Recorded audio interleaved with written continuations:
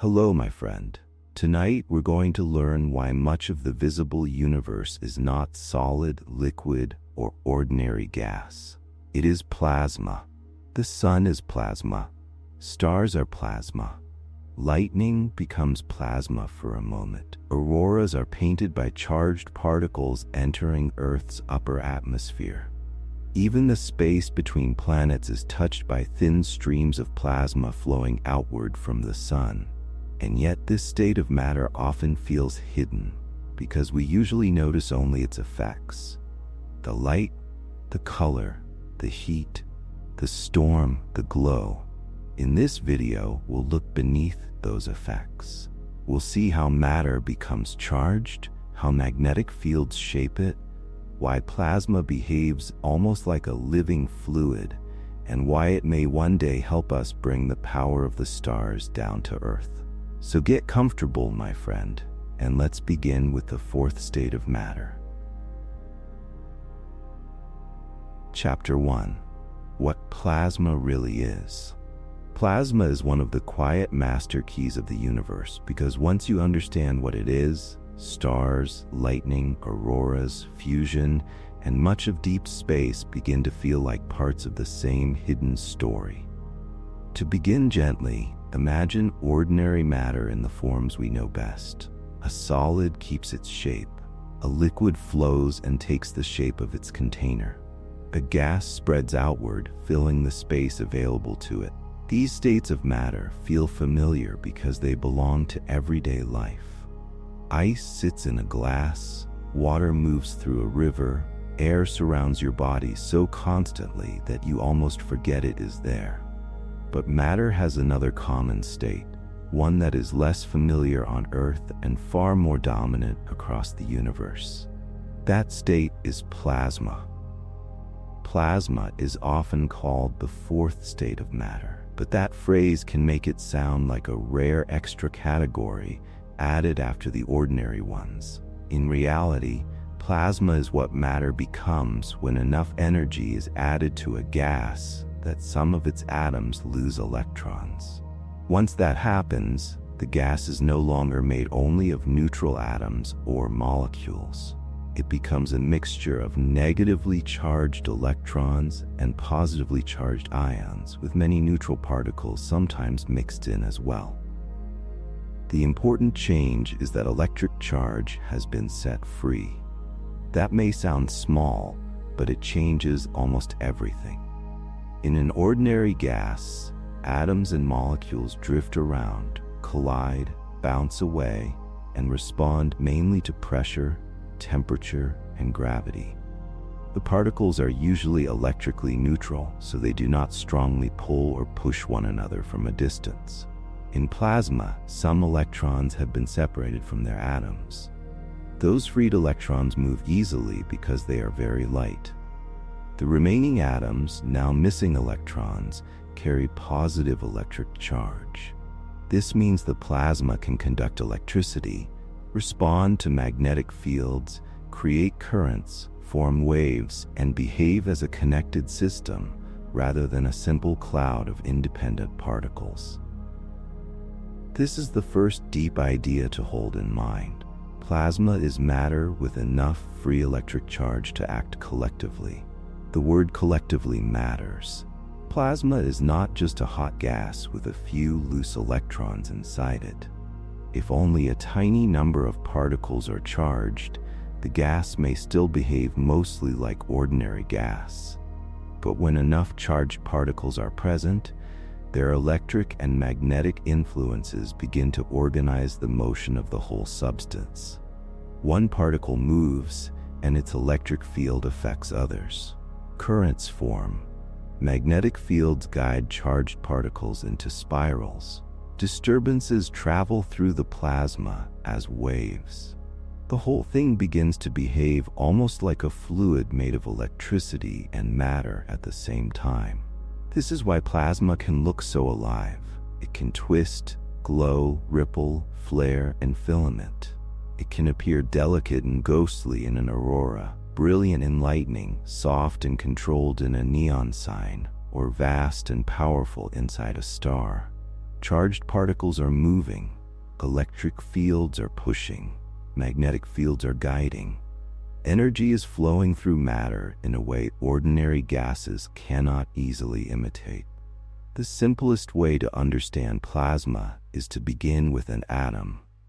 An atom has a nucleus at its center, containing positively charged protons and, in most atoms, neutral neutrons. Around that nucleus are negatively charged electrons. In a neutral atom, the total positive and negative charges balance. The atom as a whole has no net electric charge. But if enough energy is delivered to the atom, electrons can be knocked away. The atom then becomes an ion because it now has more positive charge than negative charge. This process is called ionization. Ionization can happen in several ways. Heat can do it when particles are moving so fast that collisions become energetic enough to remove electrons. Strong electric fields can do it by pulling electrons away from atoms.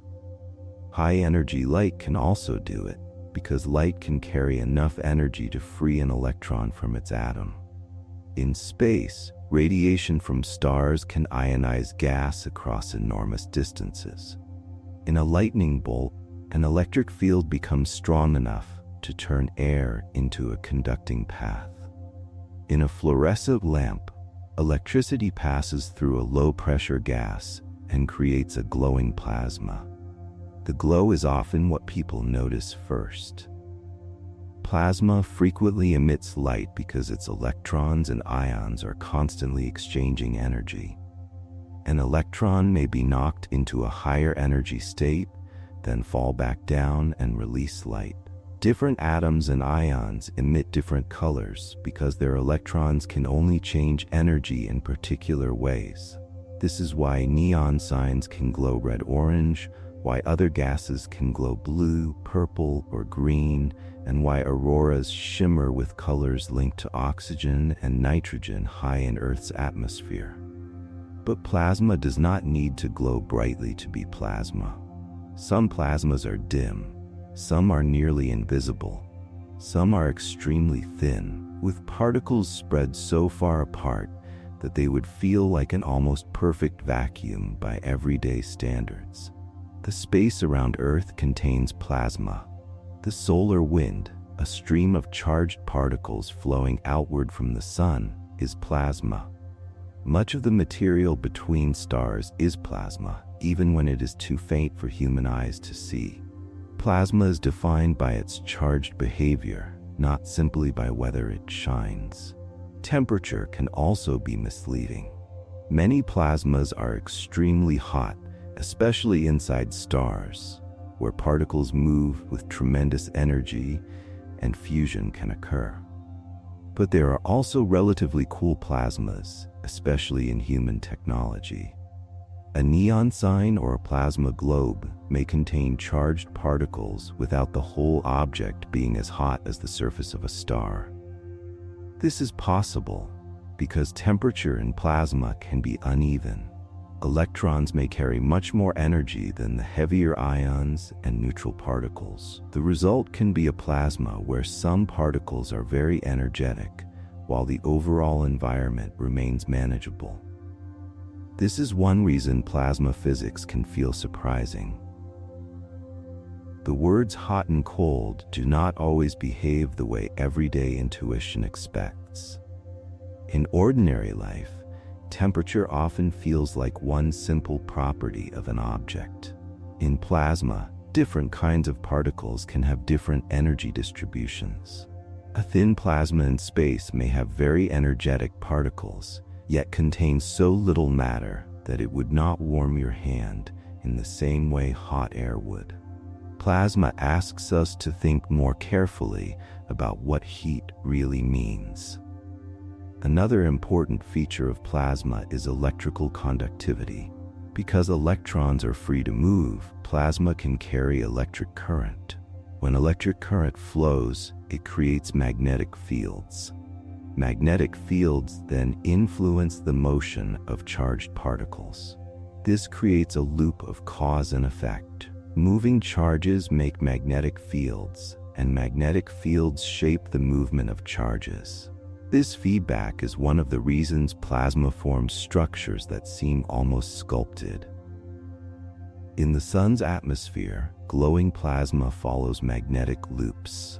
Around Earth, charged particles can be trapped in magnetic regions and directed toward the polar atmosphere, where they create auroras. Plasma also tends to protect itself from large electric imbalances.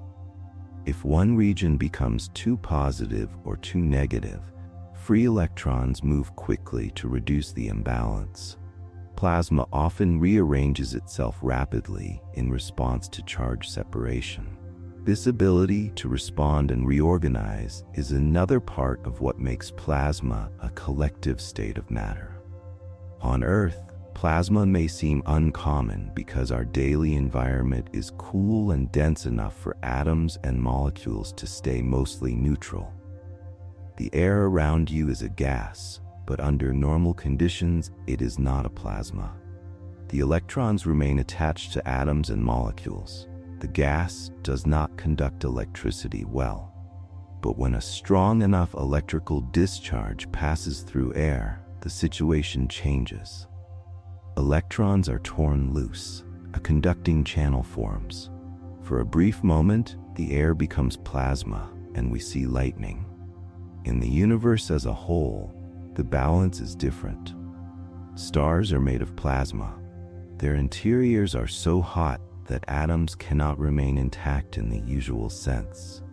Electrons and nuclei move through a dense, energetic environment.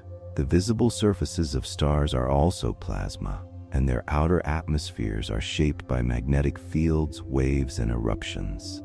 Beyond stars, plasma fills nebula, flows through interplanetary space, surrounds planets, feeds accretion disks, and participates in some of the most dramatic events in astrophysics. This makes plasma physics one of the great bridges in science. It connects the tiny world of electrons and ions with the enormous world of stars and galaxies. It explains how a gas becomes electrically alive. Plasma sits at the meeting point of matter, energy, electricity, magnetism, and light. And yet, the basic idea remains beautifully simple. Plasma is what happens when matter becomes energized enough for electric charge to move freely.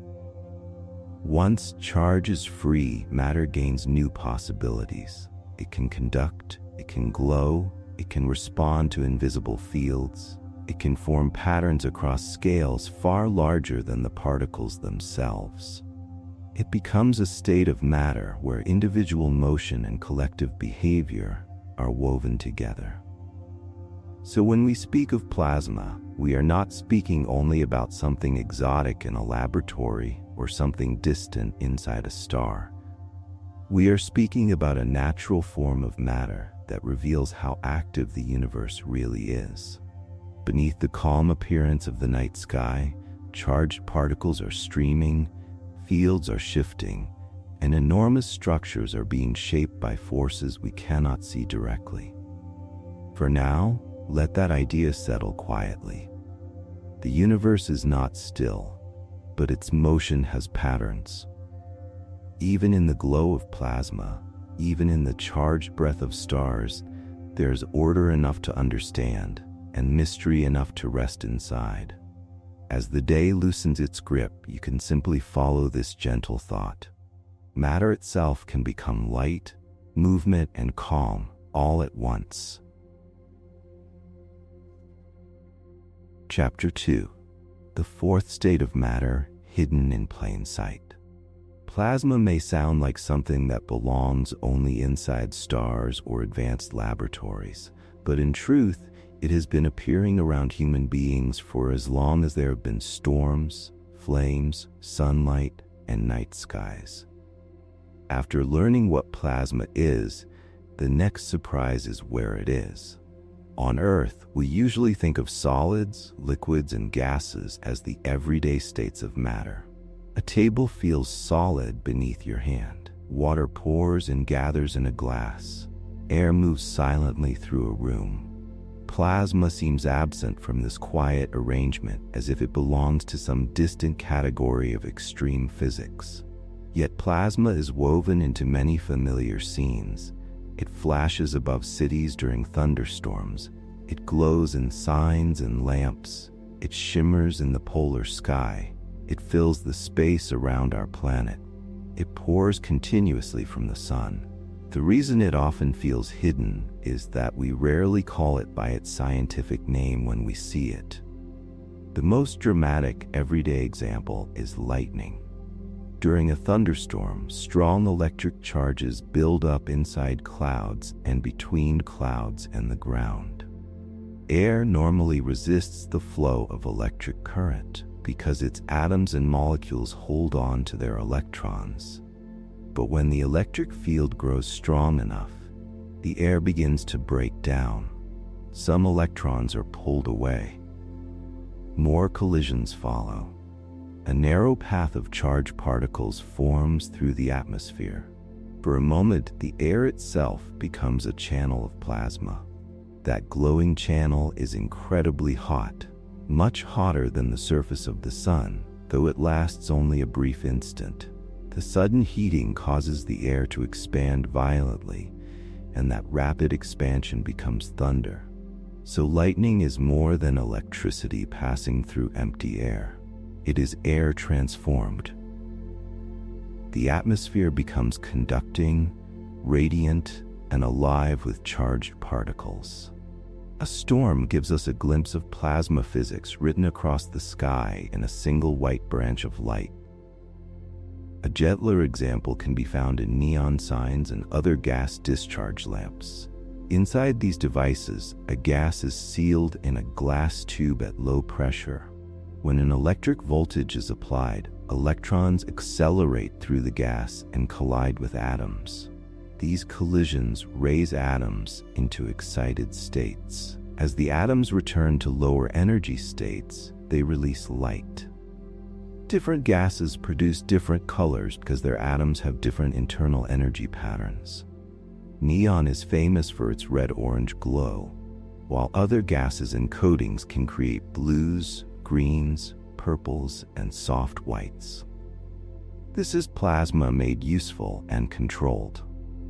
The glass tube holds the gas. The electric field provides energy. The low pressure makes it easier for electrons to travel and excite atoms before losing energy through too many collisions. The result is a steady glow that seems decorative, but it is also a small lesson in atomic physics. Every colored sign is matter speaking in light after being stirred by electricity. Fluorescent lamps work through a related idea. A low-pressure vapor inside the tube becomes energized by an electric current. The excited vapor emits ultraviolet light, which is then absorbed by a coating on the inside of the glass. That coating re-emits the energy as visible light. The glow that fills a room may seem ordinary, but behind it is a carefully controlled interaction between charged particles, excited atoms, and light.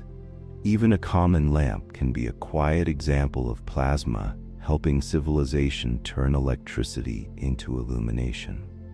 Plasma also appears in welding arcs.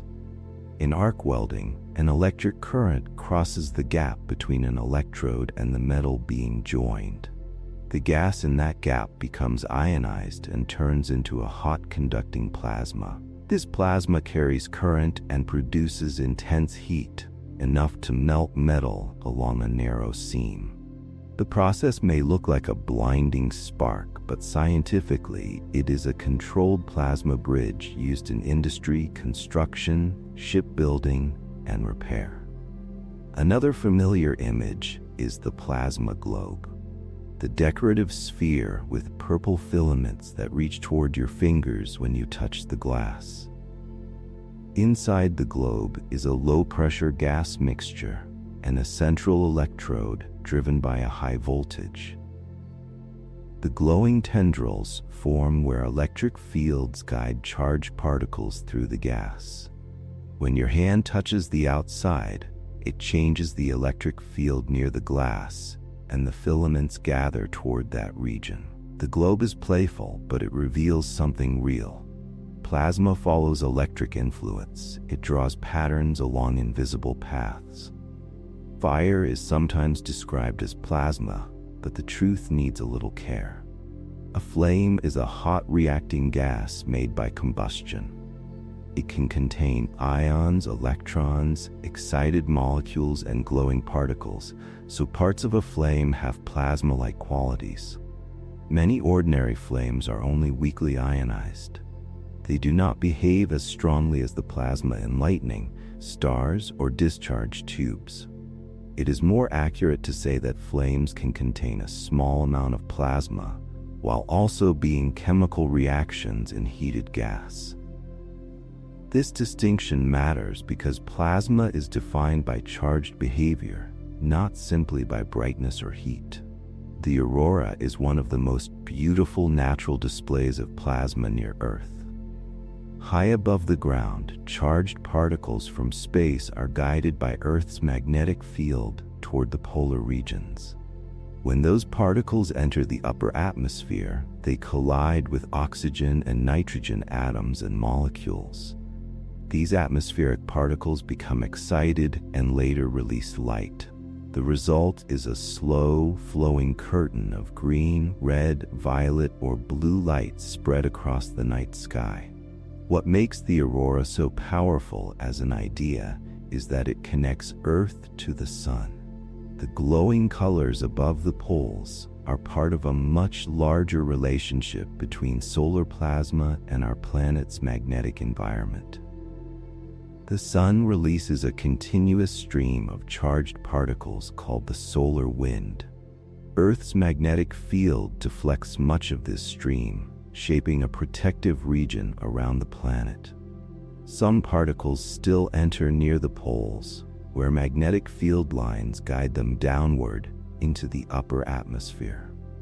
The aurora is therefore a visible trace of an invisible shield. It is space weather made gentle enough for human eyes. There is also plasma above us even when no aurora is visible. The upper atmosphere contains layers where sunlight has ionized atoms and molecules. This region can reflect, bend, or disturb radio waves, which is why it has played an important role in communication. Its behavior changes with sunlight and solar activity. During daylight, solar radiation creates more ions and electrons. At night, many particles recombine. The sky above us is an electrically active region that responds to the sun. Human technology has learned to use plasma in many ways. Plasma can etch microscopic patterns into materials, helping manufacture electronic components. It can clean surfaces, treat materials, cut metals, sterilize equipment, and produce special coatings. In these cases, plasma is valuable because it can deliver energy through charged particles and reactive atoms without always requiring the whole object to be heated like a furnace. This gives engineers fine control. Matter can be modified at surfaces, layer by layer, with remarkable precision. The hidden nature of plasma comes partly from scale. Some plasmas are too brief, like lightning. Some are sealed away, like those in lamps. Some are high above us, like the ionized upper atmosphere. Some are so thin that they do not look like anything at all. Space near Earth contains charged particles, yet it is so sparse that we would never see it as a glowing cloud. Instruments detect its presence through electric fields, magnetic fields, particle flows, and wave activity. Plasma can be invisible while still being physically important. This is very different from how we usually recognize matter. A solid can be touched, a liquid can be poured, a gas can be felt as wind or pressure. Plasma often announces itself through effects. It may bend a radio signal, disturb a satellite, glow in a tube, carve a path through a storm cloud, or ripple in the polar sky. It is present through behavior before it is present through shape. Across the wider universe, plasma becomes even less hidden. The sun is plasma, stars are plasma. Many nebulae glow because gas has been ionized by radiation from hot stars. The solar wind fills interplanetary space with charged particles. Around giant planets, magnetic fields trap plasma in vast belts and sheets. Around compact objects, plasma can swirl in hot disks and shoot outward in jets. When we look at the bright universe, much of what we see is matter in an ionized state, interacting with radiation and magnetic fields. This changes the feeling of the word ordinary. On Earth, plasma seems exceptional because our surroundings are mostly cool and neutral. In the cosmos, plasma is one of the great common forms of visible matter. The universe is full of matter that carries charge, responds to fields, and glows when energy moves through it. Our daily environment is the special quiet place where atoms usually remain whole, air stays neutral, and matter rests in calmer forms. So the fourth state of matter is hidden in plain sight because it stands between the familiar and the cosmic. It is in the lightning flash that startles a sleeping city. It is in the soft glow of a tube above a shop window. It is in the shimmering polar sky, in the protective magnetic space around Earth, and in the sunlight that warms your face. Plasma is near enough to touch through technology and far enough to build stars. As you settle into this thought, the world may feel a little more connected. The glow in a lamp, the color of an aurora, and the light of the sun are separate experiences, yet they all belong to the same broad family of charged matter and moving energy. Let that connection be quiet rather than overwhelming. The day can loosen now. The room can soften. Somewhere above you, invisible particles are still moving through the magnetic dark, and for tonight, you do not need to follow them anywhere. Chapter 3. How Plasma is Born. Plasma is born when matter receives enough energy for electric charge to break free and begin moving through a gas as its own active force. To understand that birth, it helps to imagine a calm gas before anything dramatic happens. In such a gas, atoms and molecules are moving constantly. They drift, collide, separate, and drift again. Each particle carries energy through its motion, but most of the time, the electrons remain attached to their atoms. The gas may be warm or cold, dense or thin, still or moving. But as long as the charged parts remain bound together, the gas behaves in the familiar way. It may expand when heated. It may compress under pressure. It may flow through a room or rise from a warm surface. Yet electrically, it remains mostly neutral. Plasma begins when that neutrality is disturbed. Inside every atom, electrons are held by attraction to the positive charge of the nucleus. They are not glued in place, but they cannot simply wander away without receiving energy. To remove an electron, something must deliver enough energy to overcome that attraction. When that happens, the atom becomes an ion, and the freed electron can move through the surrounding space. If this happens to enough atoms, the gas changes character. It begins to contain many separate positive and negative charges. The substance has crossed a threshold. It has become able to carry current, respond to fields, and behave collectively. There are several natural ways for this crossing to happen, and the most basic is heat. Temperature is connected to the motion of particles. In a colder gas, atoms and molecules move more slowly on average. In a hotter gas, they move faster and collide more violently. At very high temperatures, collisions can become energetic enough to knock electrons away from atoms. One particle strikes another with such force that part of the atom's internal structure is changed.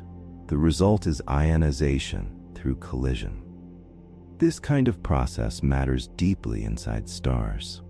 The interior of a star is so hot and dense that atoms cannot keep their usual electron arrangements. Particles collide again and again in an intensely energetic environment. Electrons separate from nuclei, and matter becomes a thick, electrically active plasma. In the hottest regions, the nuclei themselves can come close enough for nuclear fusion to occur, releasing the energy that makes stars shine. Plasma is therefore born in stars because gravity compresses matter until temperature and pressure rise to extraordinary levels. But heat does not have to come from a star. A strong electric field can also give birth to plasma. Air normally does not conduct electricity very well because its molecules are mostly neutral. When the electric field grows strong enough, free electrons that are already present in tiny numbers can accelerate. As they gain speed, they collide with other atoms and molecules. A collision may free another electron, which then accelerates and collides again. The process can multiply quickly, like a quiet room suddenly filling with echoes. This chain reaction is called an avalanche of ionization. Lightning forms through this kind of electrical breakdown. The atmosphere between cloud and ground, or between different regions of a cloud, becomes stressed by separated electric charge. When the field becomes intense enough, the air can no longer remain an insulator. A path of ionized air develops, and current surges through it. For a brief moment, ordinary air becomes plasma.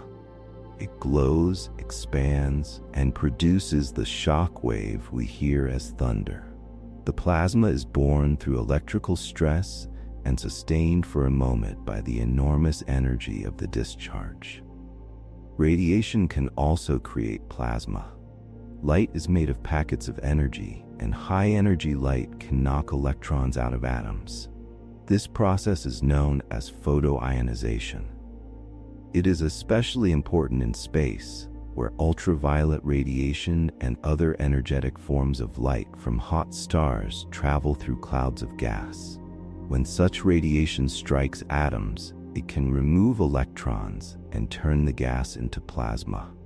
This is why some nebulae glow. They are not shining by their own heat in the same way a star does. They are being energized by nearby stars, and their atoms release light after being ionized and excited. The upper atmosphere of Earth is also shaped by radiation. Sunlight contains energetic radiation capable of ionizing atoms and molecules high above the surface. During the day, this radiation creates layers of charged particles. At night, some of those ions and electrons recombine, reducing the ionization. The plasma there is thin, changing, and spread across a vast region. But it plays an important role in how radio waves travel and how Earth interacts with space. Another way plasma can be born is through shock. A shock wave is a sudden, intense compression moving through a gas. In ordinary life, shock waves are associated with explosions, thunder, or objects moving faster than sound. In space, shock waves can be vast. A supernova blast wave moving through surrounding gas can heat and compress material so strongly that atoms become ionized. The gas behind the shock becomes hot plasma, glowing across enormous distances. Around planets, shock waves can also form where fast streams of charged particles meet magnetic fields and slower material. Pressure and density influence how plasma forms as well. In a very dense gas, collisions happen frequently. This can help transfer energy, but it can also cause electrons and ions to recombine quickly. In a very thin gas, particles may collide rarely, Yet radiation can keep a fraction of the gas ionized for long periods. This is why plasmas can exist under such different conditions. A lightning channel is dense and brief. A nebula is thin and long-lived. A laboratory discharge may be controlled inside a chamber. The birth of plasma always depends on a balance between ionization and recombination. Recombination is the opposite side of the story. A free electron can meet a positive ion and become bound again. When that happens, energy is released, often as light. If recombination happens faster than ionization, the plasma fades back toward neutral gas. If ionization keeps up, the plasma can persist. This balance determines whether a plasma flash lasts for a fraction of a moment or remains stable for a much longer time. In many human devices, plasma is created by placing a gas under controlled conditions and applying electrical energy. The gas may be made thin by lowering its pressure because particles then have more space to accelerate between collisions.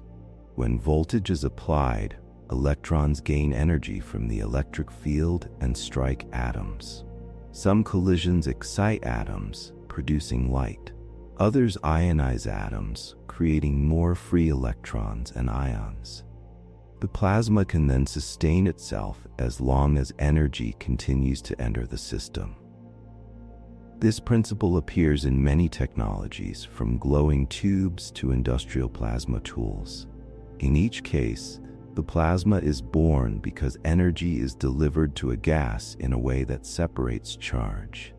Engineers can adjust the gas, pressure, electric field, chamber shape, and power to produce different kinds of plasma.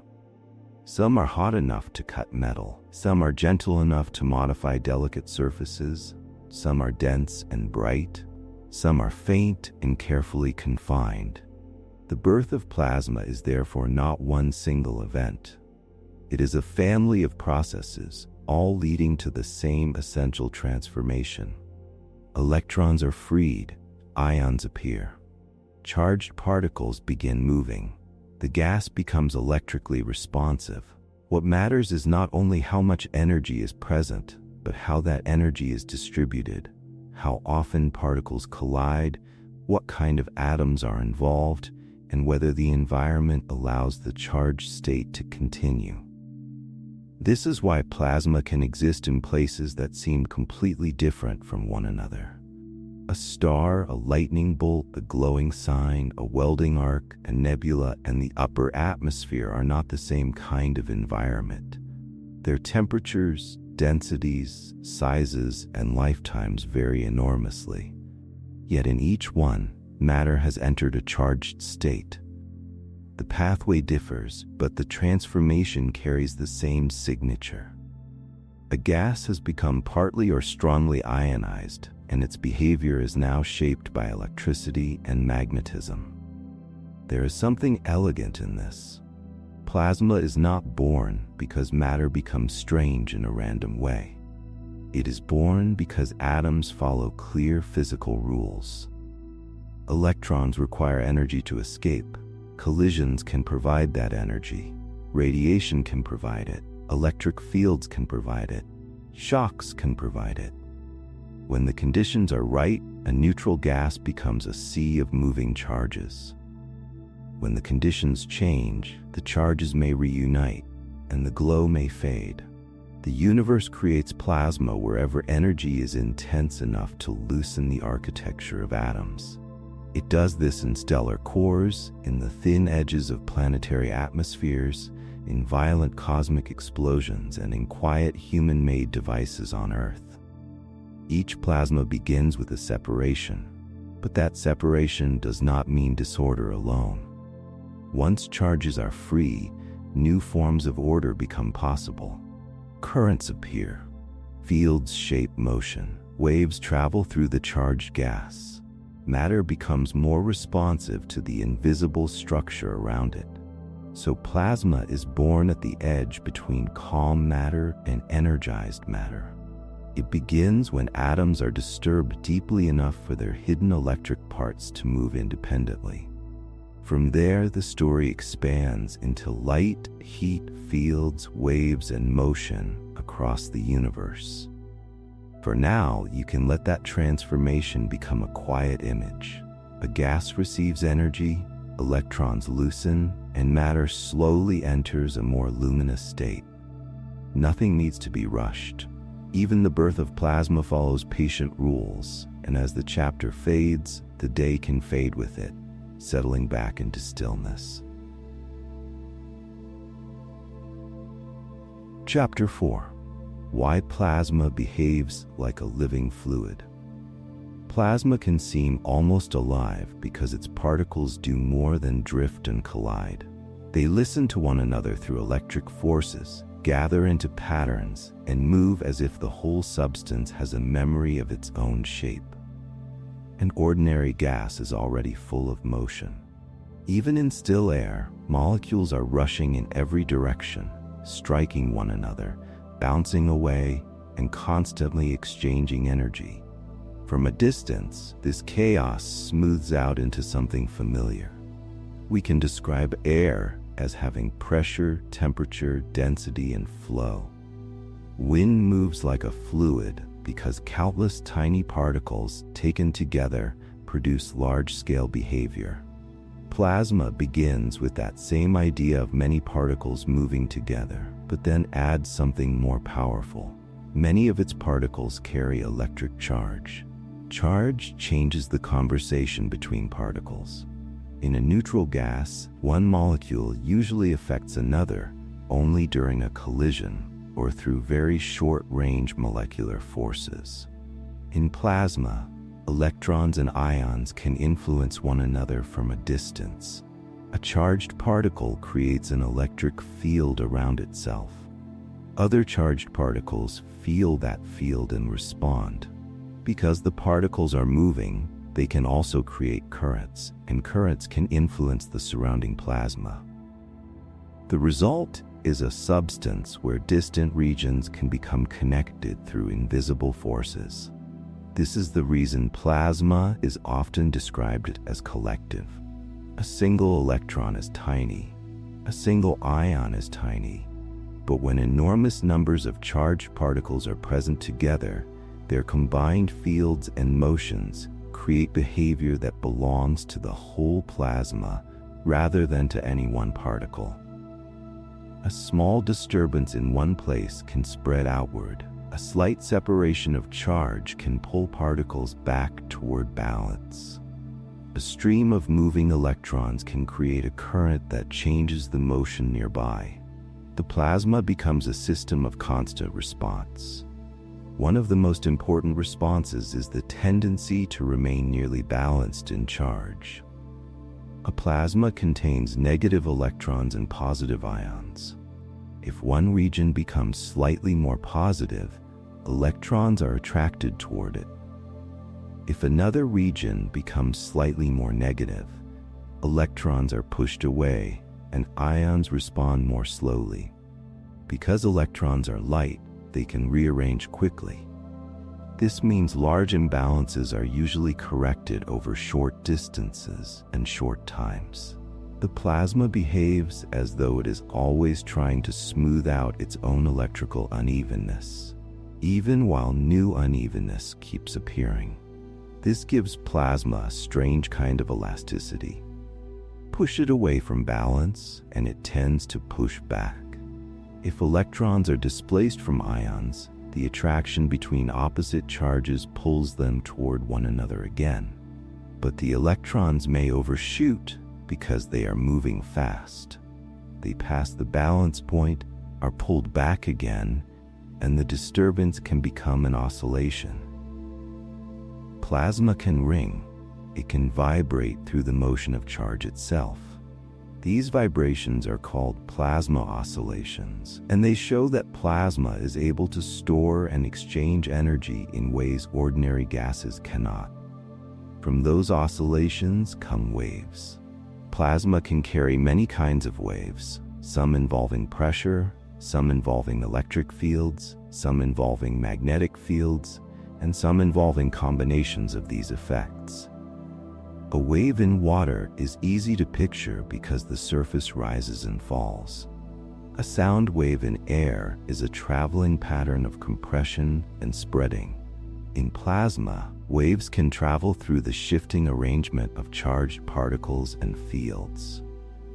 The visible material may be very thin, yet the wave can still move through it because the particles are linked by electric influence. This is one reason space is less empty than it seems. A thin plasma between planets or around a star may contain far fewer particles than any gas we breathe, but it can still carry waves, shocks, and disturbances across great distances. A change in one region can travel outward through the plasma environment. The medium is sparse, yet it is responsive. It has structure because charged matter does not need to touch in order to interact. Plasma also behaves like a fluid because it can flow. It can stream outward from a star, circulate in a laboratory device, rise in loops above a stellar surface, or gather into sheets and filaments. But plasma flow is rarely as simple as water moving through a pipe. Water is made of neutral molecules, and although it can become turbulent, it does not usually reorganize itself around electric currents and fields. Plasma carries its electrical nature everywhere it goes. As it moves, it can strengthen or weaken fields, create currents, and generate new patterns of motion. Sometimes this motion becomes beautifully organized. Charged particles may form narrow strands called filaments, where current and density become concentrated. In glowing plasmas, these filaments can appear like threads of light. In space, similar structures can extend across huge regions, though they may be visible only through instruments or through the radiation they produce. The plasma does not spread evenly like a simple mist. It often gathers into channels, ribbons, arcs, and sheets. Sometimes the motion becomes unstable. An instability happens when a small disturbance grows rather than fades. In ordinary fluids, a smooth flow can break into swirls. A stream of smoke can rise in a steady column, then curl into rolling shapes. Plasma has its own versions of this sensitivity. A slight change in density, current, speed, or field can grow into waves, ripples, twisting structures, or sudden bursts of energy. It follows physical laws, but those laws can produce rich, complicated motion. The word living is only a metaphor. Plasma has no thought, choice, breath, or feeling.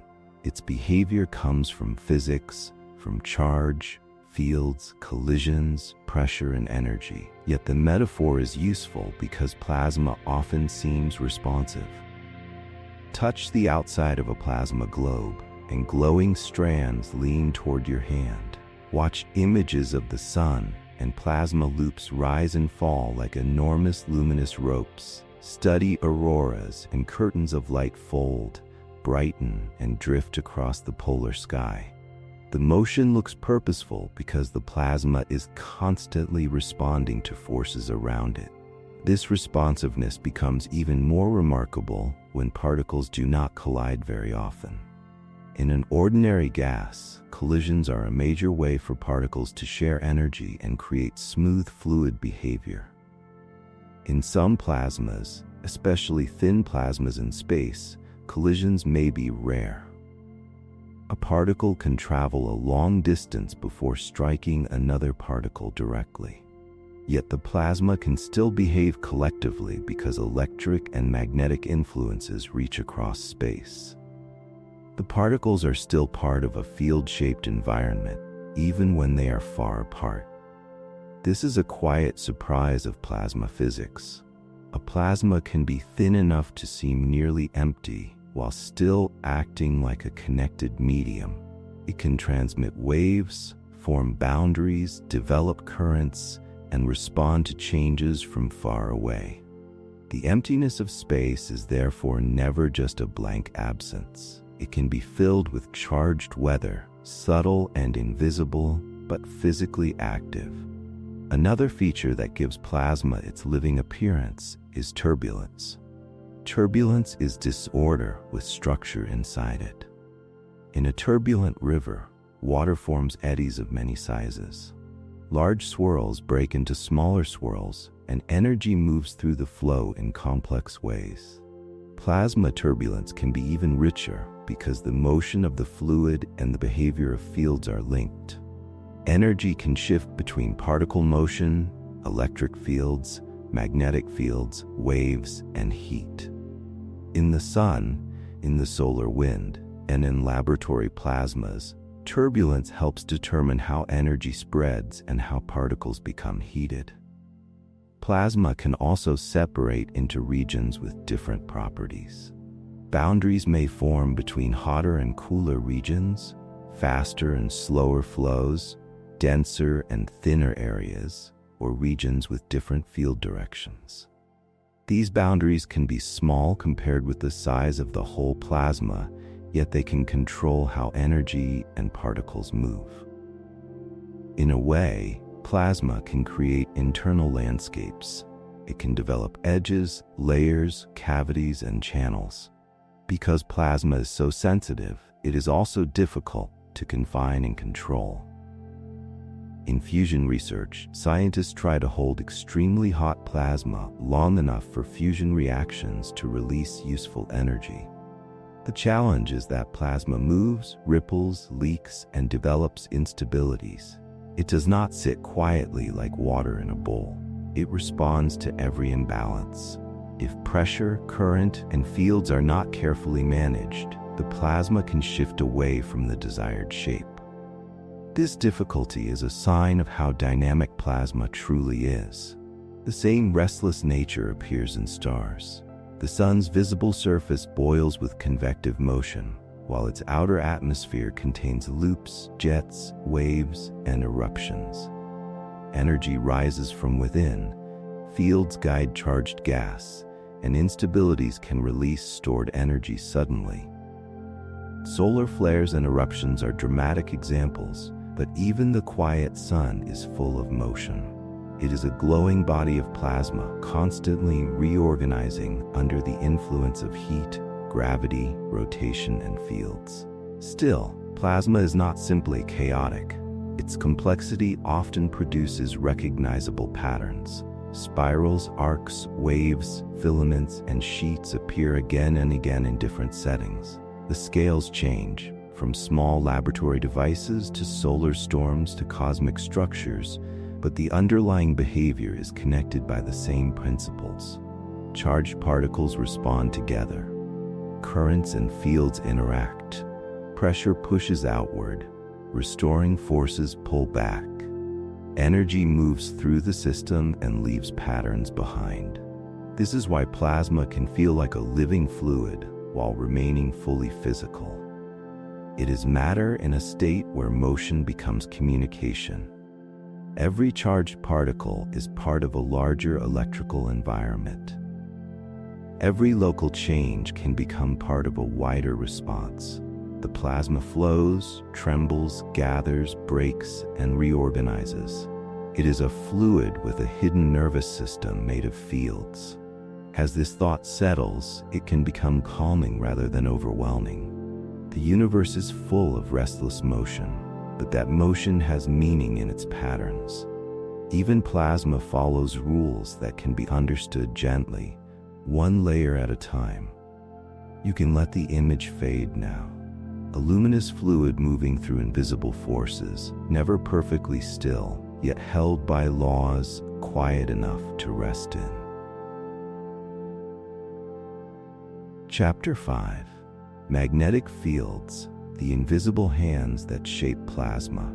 Magnetic fields are among the most important sculptors of plasma because they can guide charged matter into shapes that look almost impossible for ordinary gas. To understand why, begin with a simple difference between neutral matter and charged matter. A neutral gas can be pushed by pressure, pulled by gravity, heated by radiation and stirred by motion. It can form winds, clouds, storms, and waves. But plasma contains free electrons and ions, and those charged particles respond to magnetic fields. This gives plasma a special kind of sensitivity. It does not simply drift through space like smoke. It can be guided, bent, stretched, squeezed, and sometimes violently rearranged by invisible magnetic structure. A magnetic field is a region where moving charged particles feel a force. Around a bar magnet, this field can be made visible by iron filings. The filings settle into curved patterns, suggesting lines that leave one end of the magnet and return to the other. These lines are not physical wires, but they are a useful way to picture direction and shape. In plasma physics, field lines help us imagine how charged particles move through magnetic environments. Plasma does not have to see the field. It responds because its particles carry charge. A charged particle moving through a magnetic field does not usually travel in a straight line. The magnetic force acts sideways to the particle's motion, so the particle bends. If the field is steady and the particle has motion across the field, it can spiral around the field direction. Electrons spiral tightly because they are light. Ions spiral more broadly because they are heavier. At the same time, particles can move along the direction of the field more easily than across it. The result is a guided motion, like beads sliding along invisible rails while also circling around them. This is one of the reasons plasma often forms long, narrow, curved structures. When charged particles are easier to move along magnetic field lines than across them, the field gives direction to the flow. A neutral gas tends to spread according to pressure and gravity. Plasma can become organized into loops, arcs, sheets, and streams because the magnetic field makes some directions easier and others harder. The plasma is still moving freely, but its freedom is shaped. The sun gives a powerful example. Its surface and atmosphere are made of plasma, and its magnetic field is constantly being twisted and reshaped by motion inside the star. In the solar atmosphere, glowing plasma can follow great magnetic loops that rise above the surface and curve back down again. These loops can be larger than Earth. They appear graceful in images, but they are expressions of charged particles trapped and guided by magnetic structure. The plasma reveals the field by glowing along it. Magnetic field can also trap plasma. If a field is stronger at both ends of a region and weaker in the middle, charged particles may be reflected back and forth. This is called magnetic mirroring. The particle spirals along the field, reaches a region where the field grows stronger, and its motion is redirected. In nature, this kind of effect helps shape radiation belts around planets. Charged particles can become trapped by planetary magnetic fields, circling and bouncing through space around the planet. Earth's magnetic environment is not an empty shield. It is a moving magnetic landscape filled with guided plasma.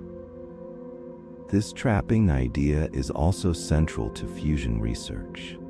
To create fusion on Earth, matter must be heated until it becomes plasma at extremely high temperature. No ordinary solid container can hold such a plasma by direct contact because the material walls would cool, contaminate, or be damaged by it. Magnetic confinement offers another approach. Instead of placing the plasma in a physical bottle, scientists try to hold it with magnetic fields. The plasma follows the field structure, circling within a carefully shaped chamber. The goal is to keep it hot, stable, and dense enough for long enough that fusion reactions can occur. This is much harder than it sounds. Plasma is restless, It pushes outward with pressure. Its charged particles create currents. Those currents can change the magnetic environment. Small disturbances can grow into larger motions.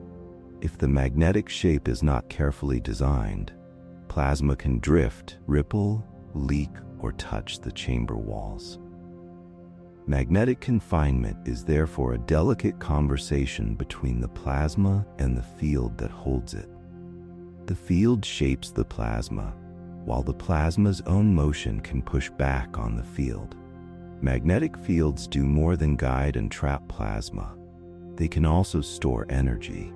When field lines are stretched, twisted, or compressed, energy is stored in the magnetic configuration. In a plasma, motion can twist the field, and the field can resist that twisting. Sometimes the stored energy is released suddenly. This can happen through a process called magnetic reconnection, where magnetic field lines change their connections and rearrange into a lower energy state. The word line is only a visual aid, but the physical change is real. Magnetic energy is converted into heat, particle acceleration, and motion. Magnetic reconnection is important in solar flares. In the sun's atmosphere, magnetic fields can become tangled and stressed by moving plasma below them. When the magnetic structure rearranges, energy can be released explosively. Plasma heats, particles accelerate, and radiation bursts outward. Larger eruptions can throw huge clouds of plasma into space. These events are part of space weather, and some can affect satellites, communications, and power systems near Earth. The invisible field above the sun can therefore shape events that reach across interplanetary space. A similar kind of magnetic shaping occurs in auroras. Charged particles from the space around Earth are guided by Earth's magnetic field toward polar regions. They travel along field directions into the upper atmosphere, where collisions with atmospheric atoms and molecules produce light. The aurora is not simply a glow placed randomly in the sky. It appears where magnetic geometry allows charged particles to enter.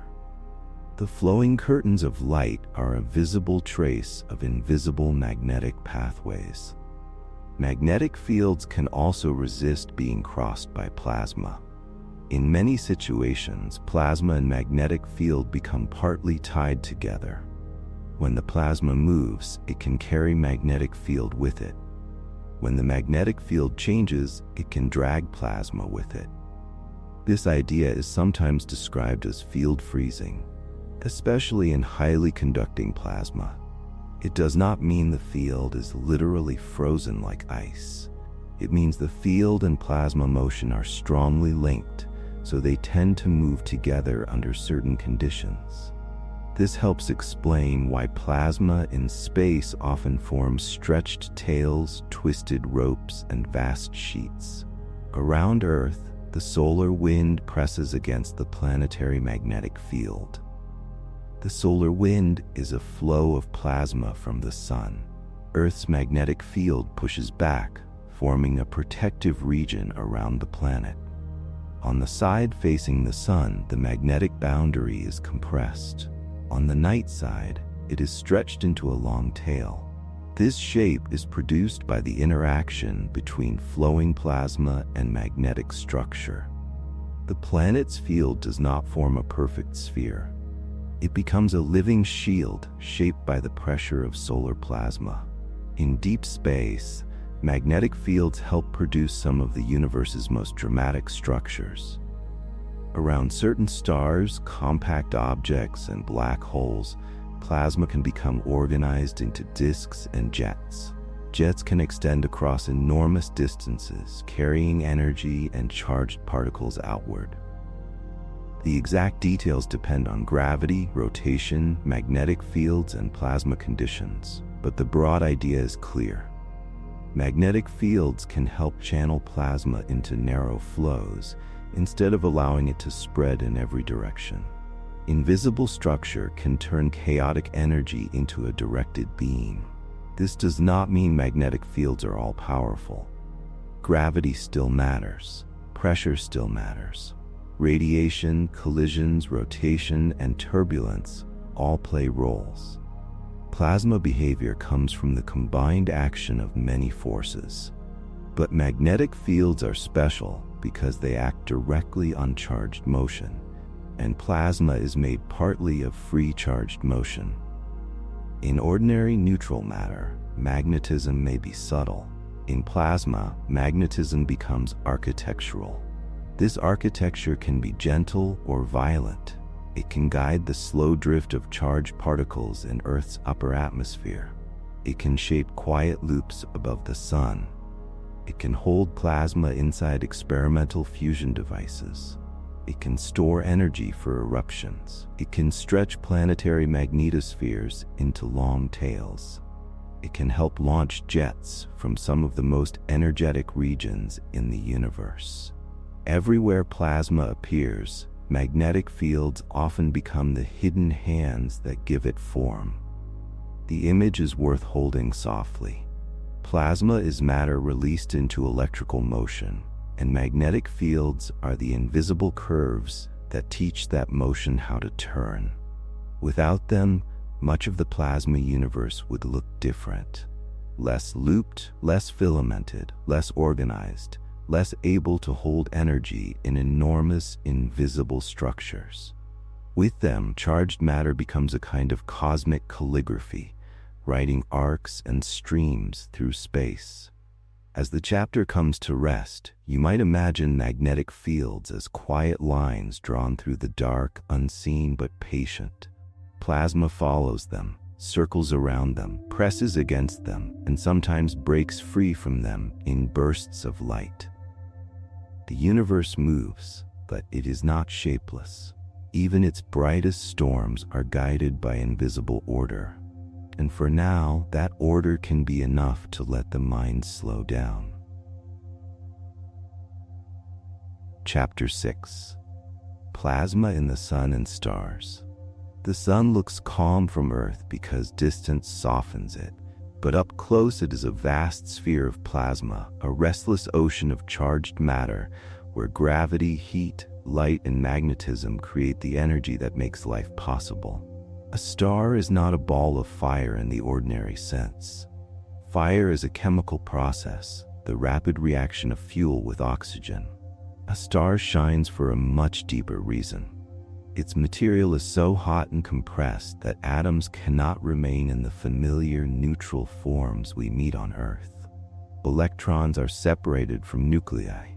Charged particles move through an environment shaped by pressure, radiation, gravity, and magnetic fields. This is plasma on a scale far beyond anything in everyday life.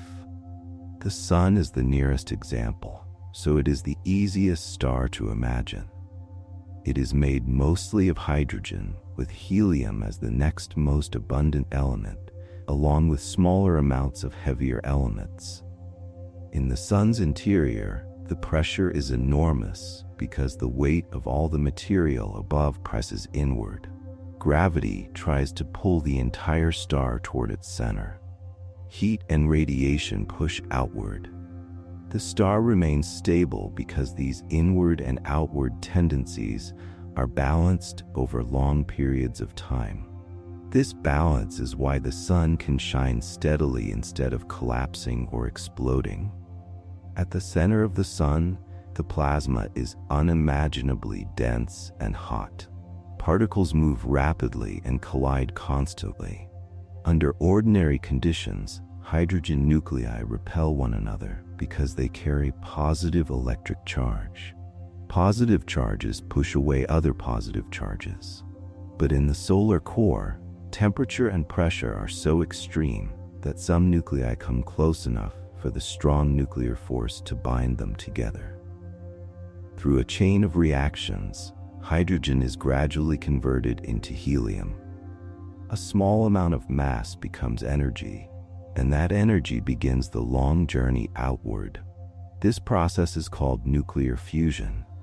It is the reason stars shine for millions, billions, or even longer spans of time, depending on their mass. Fusion does not mean the whole star is burning like a flame. It means that deep in the core, nuclei are joining into heavier nuclei and releasing energy because the final arrangement is more tightly bound. The plasma provides the conditions that allow this to happen. Without plasma, there would be no stable stellar core as we know it, and no steady source of sunlight. The energy made in the core does not immediately escape into space. It begins as energetic radiation and particle motion inside a dense plasma. The inner sun is so crowded that light cannot simply fly straight outward.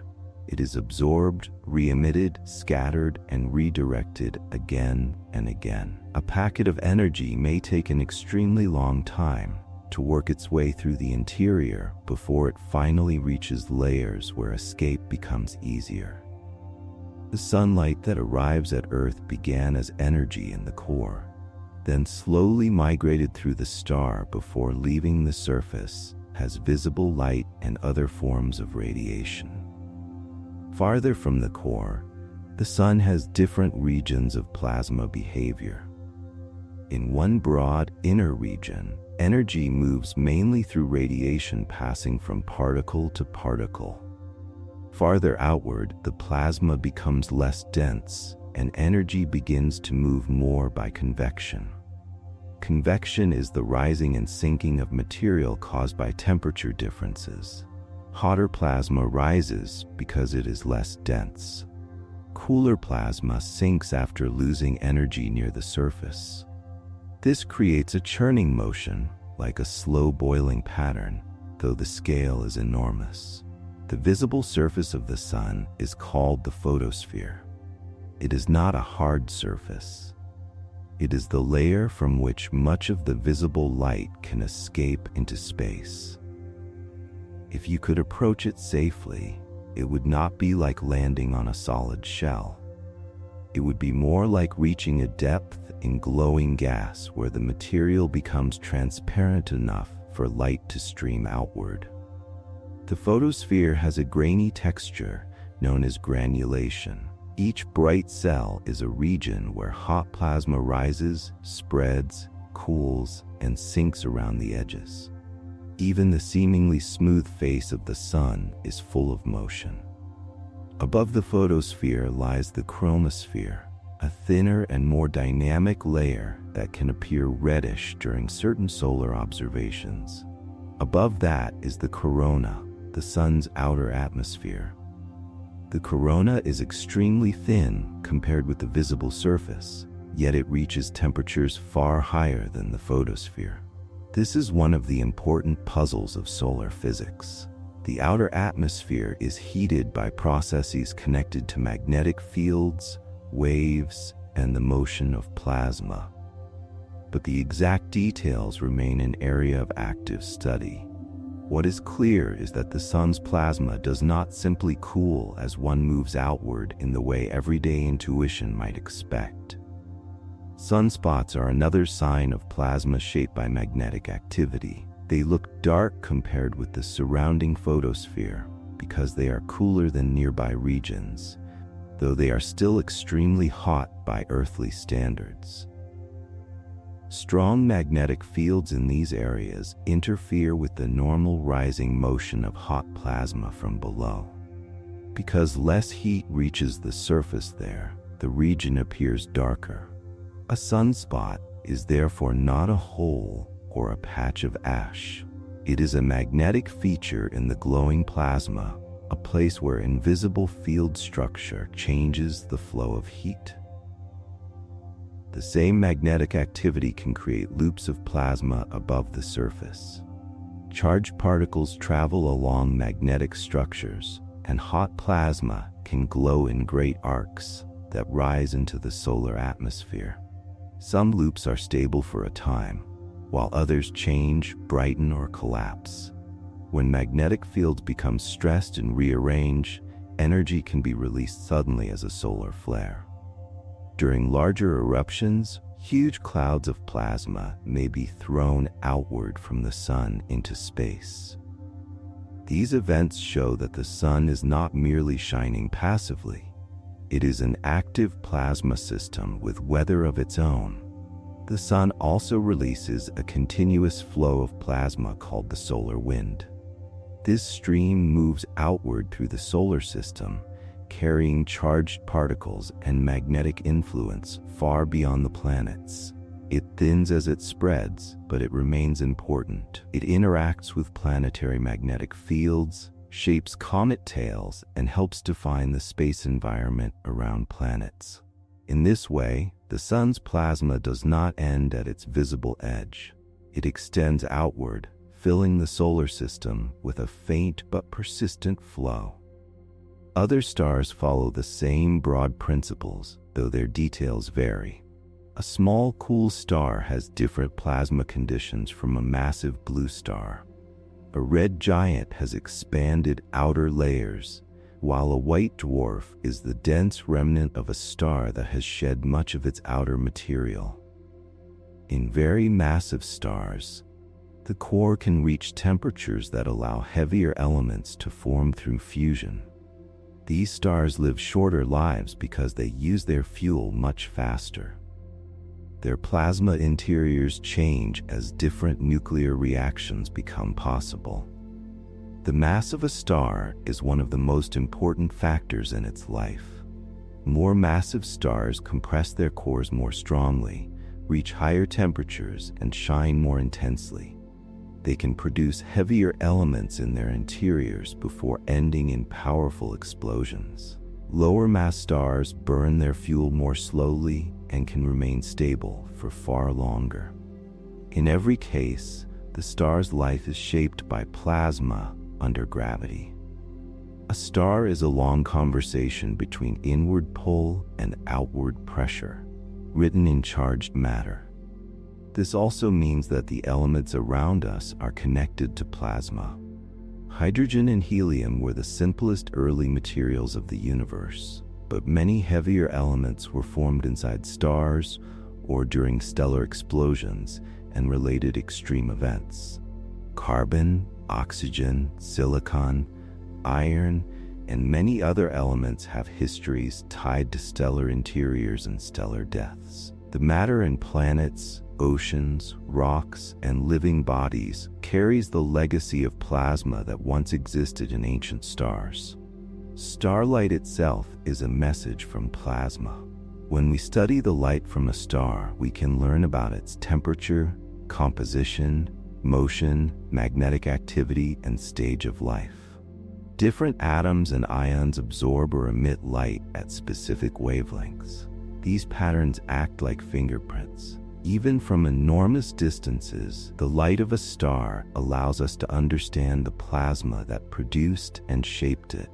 The night sky is therefore not only beautiful, it is readable. The sun may feel familiar because it rises every morning, but scientifically, it is one of the most extraordinary objects we can study.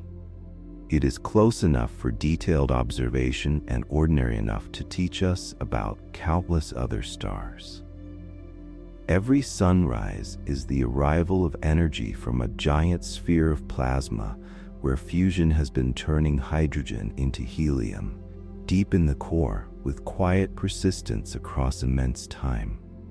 So when you feel sunlight on your skin, you are feeling the result of plasma physics. You are feeling energy born in the compressed heart of a star, carried through layers of charged matter, released from a glowing surface and sent across space. The warmth seems simple, but behind it is a hidden chain of processes that connects atoms, fields, light, gravity, and time. Let that thought become gentle rather than vast. The sun is restless, but from Earth its light arrives softly. Stars are enormous, but their presence can be quiet. As the day fades, you can rest beneath the same calm starlight that has crossed space from glowing plasma, arriving without hurry, touching the world, and asking nothing from you. Chapter 7. Space Weather. When plasma reaches Earth. Space weather begins with the simple fact that Earth does not move through empty darkness, but through a flowing environment of charged particles, magnetic fields, and invisible storms from the sun. The phrase space weather can sound strange at first. Weather is usually something we connect with clouds, rain, wind, heat, and storms in the lower atmosphere. It feels local and familiar. Space seems silent and distant by comparison. Yet the space around Earth has its own changing conditions. It can become calm or disturbed. It can be shaped by streams of plasma from the sun. It can affect satellites, radio communication, navigation, electrical systems, and the beautiful lights that sometimes appear near the poles. This changing environment is called space weather. The source of most space weather is the sun. The sun is not only shining light into space, it is also releasing plasma. From its outer atmosphere, a continuous stream of charged particles flows outward in every direction. This stream is called the solar wind. It is made mostly of electrons and protons, along with smaller amounts of other particles. It carries part of the sun's magnetic field with it as it spreads through the solar system. By the time it reaches Earth, it is very thin, but it is still moving fast enough and carrying enough energy to matter. If Earth had no magnetic field, the solar wind would interact much more directly with the upper atmosphere. Instead, Earth is surrounded by a magnetic environment that deflects much of this incoming plasma. This protective region is called the magnetosphere. It is shaped by the pressure of the solar wind on one side and stretched into a long tail on the other side. The shape is always changing slightly because the solar wind itself changes. Earth is moving inside a flexible magnetic shield, one that is constantly being pressed, pulled, and stirred by plasma from the sun. The magnetosphere does not block everything. Some charged particles enter, especially near the polar regions, where magnetic field lines guide particles down toward the upper atmosphere. When these particles collide with oxygen and nitrogen high above the ground, the atmospheric particles become excited and later release light. This is the aurora. The glow may appear as green curtains, red arcs, violet edges, or pale shifting bands. It is one of the most peaceful sights in nature, yet it is also a sign of energetic plasma interacting with Earth's magnetic shield. Auroras are most common near the poles because of the geometry of Earth's magnetic field. The field lines connect more directly to space in those regions, allowing charged particles to travel downward along magnetic pathways.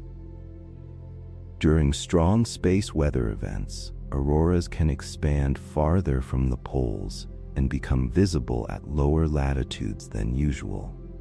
When this happens, people far from the polar regions may suddenly see the sky glow with colors they rarely experience. It can feel magical, but it is the visible edge of a physical process reaching from the sun to Earth. The solar wind is usually present, but the sun also produces more intense disturbances. Solar flares are sudden releases of energy from regions of stressed magnetic fields in the sun's atmosphere. They can emit radiation across a wide range of wavelengths, including energetic ultraviolet and X-ray radiation. This radiation can reach Earth quickly and disturb the upper atmosphere. When the upper atmosphere becomes more ionized, radio signals can be absorbed or altered, especially on the sunlit side of Earth. For people on the ground, nothing may look different, but communication systems may notice the change. Another major source of space weather is the coronal mass ejection. This is a huge eruption of plasma and magnetic field from the sun's outer atmosphere. A coronal mass ejection can expand outward into space like a vast cloud. If it travels toward Earth, it may arrive after a delay and collide with the magnetosphere. The strength of the effect depends on the speed, density, and magnetic orientation of the eruption. Some pass with little consequence. Others can produce geomagnetic storms. A geomagnetic storm happens when Earth's magnetic environment becomes strongly disturbed by solar plasma and magnetic fields. The magnetosphere is compressed and energized. Currents flow through near-Earth space in the upper atmosphere. Charged particles are accelerated. Auroras brighten and spread. The storm is magnetic rather than meteorological, but it is still a kind of planetary weather. Its winds are plasma flows. Its clouds are magnetic structures. Its rain is charged particles entering the upper atmosphere. These storms can affect technology because modern civilization has extended itself into space and into electrically connected systems. Satellites move through the near-Earth environment, and their electronics can be affected by energetic particles. Charged particles can interfere with instruments, degrade solar panels over time, or cause temporary errors in electronic systems. During severe events, satellite operators may adjust operations to reduce risk. The satellites are not floating in emptiness. They are moving through a changing plasma environment. Navigation signals can also be affected. Many navigation systems rely on signals traveling from satellites to receivers on Earth. Those signals pass through the ionosphere, the ionized region of the upper atmosphere. When space weather disturbs the ionosphere, the signals can be delayed, scattered, or made less accurate. This matters for aviation, shipping, surveying, agriculture, and everyday positioning services. The effect may be small in many situations, but during strong disturbances it can become significant. Radio communication is another place where space weather becomes practical. Some radio signals depend on reflection or bending by the ionosphere to travel over long distances. When the ionosphere changes, communication can improve in some bands and become difficult in others. During strong solar events, certain radio paths can fade or disappear for a time.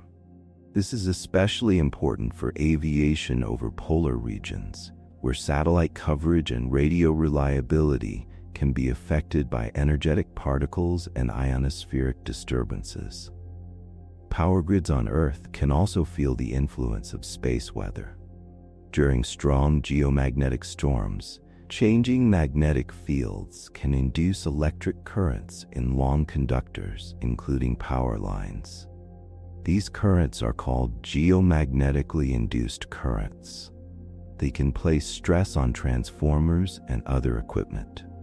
The risk is greatest during severe storms, especially in regions with certain geological conditions and long transmission lines. This does not mean every solar storm is dangerous to the power grid. It means the connection is real enough that monitoring and preparation matter. Space weather also affects astronauts. Earth's magnetic field and atmosphere offer strong protection at the surface, but astronauts in space can face increased radiation exposure during solar particle events. Energetic particles from the sun can be hazardous outside the thick shielding of the atmosphere. Space missions therefore pay close attention to solar activity. A calm sun is easier to work around. A disturbed sun requires caution, timing, and protection. The atmosphere itself responds to space weather. When increased solar radiation and particle energy heat the upper atmosphere, it can expand slightly outward. This increases drag on satellites in low Earth orbit. More drag can cause satellites to lose altitude faster than expected, and it can make orbit predictions less precise. Even a very thin upper atmosphere can matter when an object is moving around Earth at high speed. Space weather can therefore change the invisible air through which satellites travel. Despite these effects, space weather should not be imagined only as a threat. It is also part of Earth's relationship with the Sun.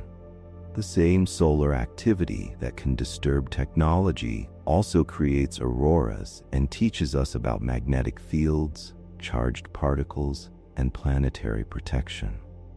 Earth is not isolated from the star that warms it. It is connected to the Sun by light, gravity, plasma, and magnetism. Space weather is the name we give to the changing part of that connection.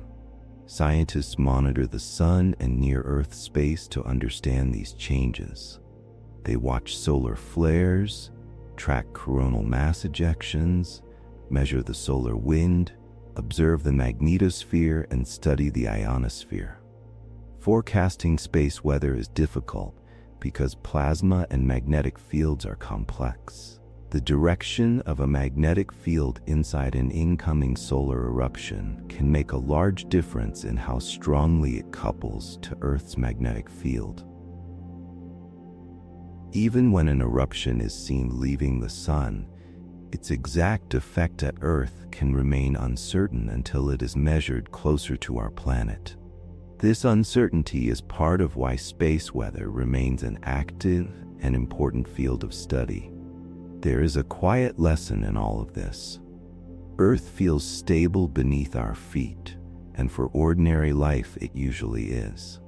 The atmosphere protects us. The magnetic field surrounds us. The distance from the Sun softens its violence into daylight.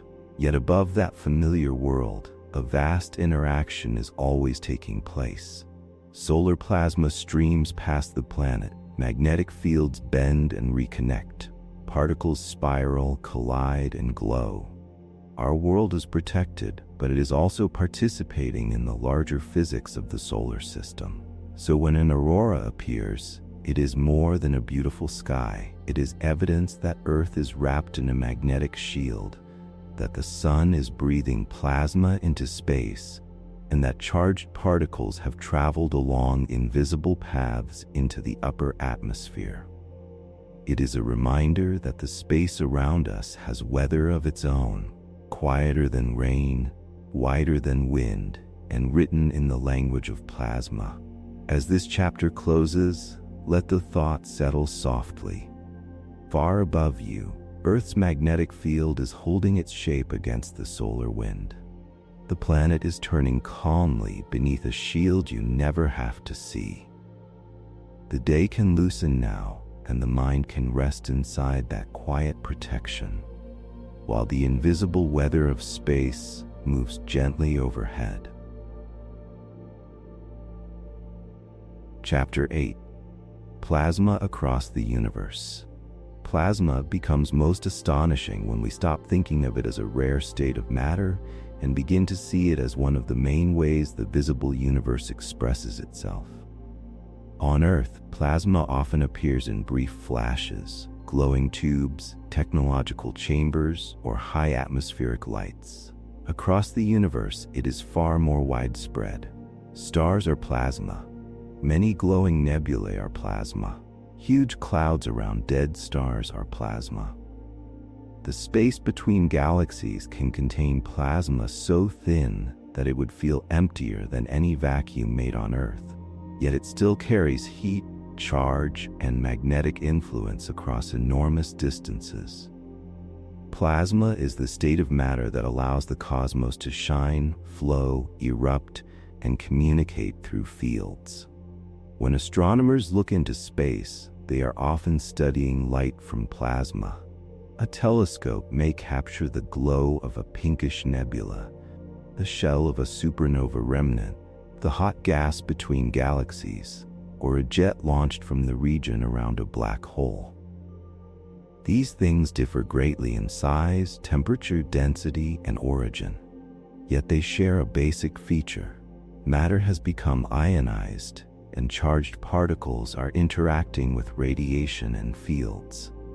Plasma is the common language behind many of the most beautiful images in astronomy. Consider a nebula where new stars are forming. Such a region begins as a vast cloud of gas and dust. Gravity gathers the material slowly, pulling denser pockets inward. Young massive stars form inside the cloud, and once they begin to shine, they pour energetic radiation into the surrounding gas. This radiation can remove electrons from hydrogen atoms, creating regions of ionized hydrogen that glow.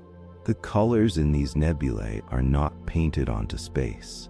They are produced by atoms and ions absorbing energy and releasing light in particular wavelengths. The glowing cloud is a sign of matter being energized by newborn stars. These nebulae show how plasma can mark the birth of stars, but plasma also appears after stars die. When a massive star reaches the end of its life, its core can collapse and its outer layers can be blasted into space. The explosion sends a shock wave through the surrounding material. Gas is heated, compressed, and ionized. The expanding shell becomes a supernova remnant, a luminous structure made of hot plasma, fast particles, magnetic fields, and freshly scattered elements. In these remnants, plasma carries the chemical memory of stellar death into the galaxy around it. Supernova remnants are important because they help distribute heavy elements. The calcium in bones, the iron in blood, the silicon in rocks, and many other elements were shaped by stellar processes and spread through space by powerful events. Plasma is part of the delivery system. It does not simply glow after the explosion. It moves, mixes, shocks, and enriches the surrounding environment. Over long cosmic times, this material may become part of new clouds, new stars, new planets, and perhaps living systems. Between the stars inside a galaxy, space is not perfectly empty. It contains the interstellar medium, a mixture of gas, dust, radiation, cosmic rays, and magnetic fields. Some of this material is cold and neutral. Some is warm. Some is hot and ionized. The plasma portions of this medium help shape how energy moves through a galaxy. Stellar winds, radiation from hot stars, supernova shocks, and magnetic fields all stir it. The galaxy becomes a changing environment rather than a quiet collection of isolated stars. Plasma also appears in the large hot halos around galaxies. A galaxy may be surrounded by diffuse gas extending far beyond its visible disk. This gas can be extremely thin, but it may be heated to very high temperatures by gravity, stellar activity, and past interactions. Because it is so spread out, it can be difficult to observe directly, yet it matters for the life of a galaxy. Gas can flow inward, feed star formation, be pushed back out by stellar explosions, and circulate in enormous cycles. On even larger scales, galaxy clusters contain some of the hottest and most massive plasma structures known. A galaxy cluster is a group of many galaxies bound together by gravity, along with dark matter and vast amounts of hot gas between the galaxies. This gas is mostly plasma. It is so hot that it emits high-energy radiation. Although it is thin by everyday standards, there is so much of it spread through the cluster that it can contain more ordinary matter than the galaxies themselves. The space between the galaxies and a cluster is therefore not empty. It is filled with a huge, faint ocean of ionized gas. This intracluster plasma tells us about gravity. As matter falls into the cluster's gravitational well, it heats up. The temperature of the gas reveals how deep the cluster's gravity is. Its distribution shows how ordinary matter sits inside a larger structure, dominated by dark matter. Its ripples and cavities can reveal activity from galaxies and black holes. One of the most dramatic plasma structures in the universe is the cosmic jet. Jets can be launched from regions around compact objects, including young stars, neutron stars, and supermassive black holes. Around a black hole, matter can gather into a hot, rotating disk before some of it is swallowed. Magnetic fields and rotation can help channel plasma away from the central region in narrow beams. These jets can extend far beyond their host galaxies, carrying energy into surrounding space. A jet is not a solid beam. It is a directed flow of charged particles and fields, moving with extraordinary power. Black holes themselves do not emit light from within their event horizons, but the plasma around them can shine intensely. In an accretion disk, gas loses energy, heats up, and becomes ionized as it spirals inward. Friction, turbulence, magnetic effects, and gravity combine to make the disk luminous. The black hole remains dark at its boundary, while the plasma around it becomes one of the brightest engines in the universe. Neutron stars also create extreme plasma environments. A neutron star is the dense remnant left after some massive star's collapse. It can have an intense magnetic field and rapid rotation. Charged particles near it may be accelerated to enormous energies. In pulsars, beams of radiation connected to the star's magnetic environment sweep through space as the star rotates. If Earth lies in the path of those beams, we observe regular pulses. The steady rhythm does not come from a blinking surface in the ordinary sense. It comes from a rotating, magnetized system filled with charged particles and radiation. Beyond galaxies and clusters lies the vast intergalactic medium. Much of this material is extremely thin, and some of it exists as warm or hot plasma spread through enormous filaments. These filaments are part of the cosmic web, the large-scale structure of the universe, where galaxies and clusters gather along vast threads around immense voids. The plasma in these regions may be difficult to see, but it helps complete the inventory of ordinary matter. Some of the universe's ordinary atoms are not locked inside stars or planets. They are spread across the spaces between galaxies in faint ionized gas. Plasma also played a central role in the early universe. For a long time after the hot beginning, ordinary matter existed as a dense, hot plasma of charged particles and radiation. Light could not travel freely because it was constantly scattered by free electrons. As the universe expanded and cooled, electrons eventually joined with nuclei to form neutral atoms. After that change, light could travel across space much more easily. The afterglow from that era still fills the universe as ancient radiation. The early cosmos was therefore once a plasma-filled environment, and the transition away from that state shaped what we can observe today. Plasma belongs to far more than stars and storms.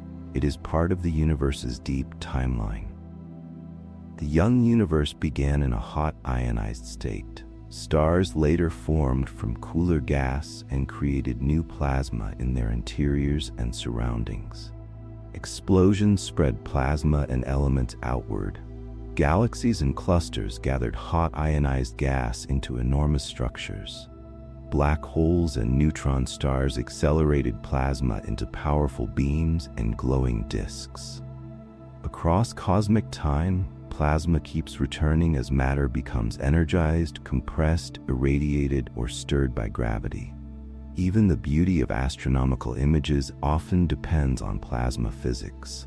A bright nebula may glow because electrons are recombining with ions. A supernova remnant may shine because shock-heated plasma emits radiation. A cluster may be visible in high-energy light because its gas is extremely hot. A jet may stand out because charged particles moving through magnetic fields produce radiation. These images are not simply pictures of objects. They are maps of physical processes. At the same time, plasma reminds us to be careful with intuition. Empty space may contain plasma. A thin gas may hold immense heat. A dark region may be magnetically active. A quiet-looking galaxy may be surrounded by an enormous ionized halo. The universe does not always reveal its matter through solid shapes or bright surfaces. Often, it reveals itself through radiation, motion, fields, and faint traces spread across distances too large to imagine directly. This is why plasma is so important to astronomy. It connects small particles to cosmic architecture. Electrons and ions respond to local forces, but together they shape nebulae, stellar winds, galactic halos, clusters, jets, and the ancient background of the universe. Plasma lets the very small participate in the very large. As this chapter settles, imagine the cosmos as something softly illuminated from within. Between stars, around galaxies, inside clusters, and near the most extreme objects, charged matter is moving through darkness. It is thin in some places, blazing in others, quiet here, violent there.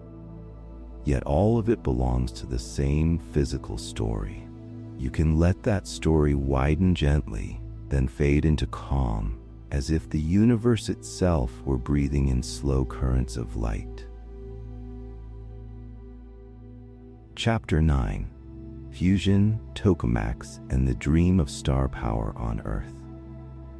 Fusion is the dream of bringing a small piece of stellar physics down to Earth, then learning how to hold it gently enough that it can become a useful source of energy. The idea begins with the same process that powers the Sun and other stars. In fusion, light atomic nuclei join together to form heavier nuclei, and a small part of their mass is released as energy. This energy comes from the way nuclear particles bind together. When certain light nuclei combine, the final arrangement can be more tightly bound than the separate pieces were before. The missing mass appears as energy carried by particles and radiation. It is one of the most powerful processes in nature, yet the basic principle is quiet and simple.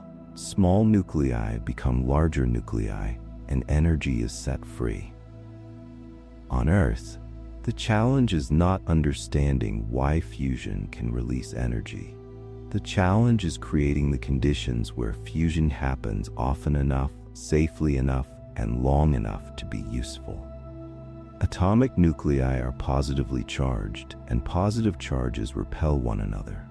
To fuse, they must come extremely close. In a star, gravity provides the enormous pressure and temperature needed to bring nuclei together often enough. Earth cannot use the weight of a star. Instead, fusion research tries to recreate the necessary conditions through heat, density, and confinement. This is where plasma becomes essential. At the temperatures needed for practical fusion, ordinary atoms cannot remain whole. Electrons separate from nuclei, and the fuel becomes plasma. The fuel most often discussed for near-term fusion is a mixture of deuterium and tritium, two heavier forms of hydrogen. Deuterium exists naturally in water in small amounts. Tritium is radioactive and much rarer, so future fusion systems would need to produce it carefully, often through reactions involving lithium inside the reactor structure. When deuterium and tritium fuse, they form helium and release a fast neutron, along with a large amount of energy. The word fuel can be misleading if it makes fusion sound like a flame. Fusion plasma is not burning in the chemical sense. There is no ordinary fire, no oxygen-driven combustion, and no fuel being consumed through molecular reaction. The energy comes from nuclei rearranging themselves at the center of atoms. This makes fusion fundamentally different from coal, oil, gas, and ordinary fire. It is also different from nuclear fission, where heavy atomic nuclei split into smaller pieces. Fusion joins light nuclei. Fission splits heavy ones. To make fusion happen on Earth, the plasma must be heated to temperatures far hotter than the center of the sun. This seems surprising until we remember that the sun also has immense gravitational pressure. On Earth, because the pressure is much lower, the temperature must be extremely high to make nuclei move fast enough and collide with enough energy. At such temperatures, no ordinary material wall can touch the plasma directly. Any solid surface would cool the plasma and be damaged. The plasma must be held away from the walls as much as possible. One of the leading ways to do this is magnetic confinement. Since plasma contains charged particles, magnetic fields can guide its motion. A tokamak is a magnetic confinement device shaped somewhat like a donut. The plasma forms a ring inside a chamber. Strong magnetic fields guide the charged particles around the ring and help keep them from striking the walls. This shape is not chosen for style. It is chosen because a closed loop gives plasma a path to circulate without needing ends where particles would simply escape. The magnetic field inside a tokamak is carefully arranged. Coils around the machine create a field that goes around the long way through the donut shape. An electric current driven through the plasma creates another magnetic component, wrapping around the plasma in a different direction. Together, these field directions produce twisted paths that help keep particles confined. Charged particles spiral around field lines, and the twisted geometry helps reduce the tendency for particles to drift out of the plasma ring. The plasma in a tokamak must be heated in several ways. Passing electric current through the plasma can heat it, somewhat like current warming a wire, though the physics is different because the plasma is a moving charged fluid. Additional heating can come from injecting fast neutral atoms into the plasma, where they transfer energy through collisions after becoming ionized. Heating can also come from electromagnetic waves tuned to interact with particles in the plasma. All of this is done to bring the fuel to conditions where fusion reactions become common enough. Even when fusion begins, the work is not over. A useful fusion plasma must remain stable. It must hold heat long enough. It must maintain enough density. It must avoid growing disturbances that cool it or push it into the walls. Plasma can ripple, twist, leak, and develop instabilities. The machine must constantly manage shape, current, pressure, magnetic fields, and impurities. Fusion research is partly the art of persuading extremely hot charged matter to remain organized. One key goal is reaching a condition where the fusion reactions help heat the plasma themselves. In deuterium and tritium fusion, the helium nucleus produced by the reaction remains electrically charged, so it can stay within the magnetic field and share its energy with the plasma. This self-heating is important because it reduces the need for external heating. The neutron, however, has no electric charge, so it escapes the magnetic field and travels into the surrounding reactor structure. There, its energy can be captured as heat. In a power plant, that heat would be used to make steam or drive another heat engine that produces electricity. This is one reason fusion power still involves familiar engineering. The plasma physics is extraordinary, but the final conversion of heat into electricity may resemble other power plants. The difference lies in the source of heat. Instead of burning fuel or splitting heavy atoms, A fusion plant would harvest energy from light nuclei joining together. The surrounding structure would need to handle neutron energy, produce or manage tritium, remove heat, protect materials from radiation damage, and operate reliably for long periods. The promise of fusion is powerful. The fuel resources could be abundant if tritium breeding from lithium is made practical. The reaction does not produce carbon dioxide during operation. Fusion does not rely on a runaway chain reaction in the way some people imagine nuclear energy. If the plasma cools or becomes disrupted, fusion reactions quickly fall away because the conditions are no longer present. The fuel in the plasma at any given moment is small compared with the energy stored in a chemical fuel tank or a fission reactor core.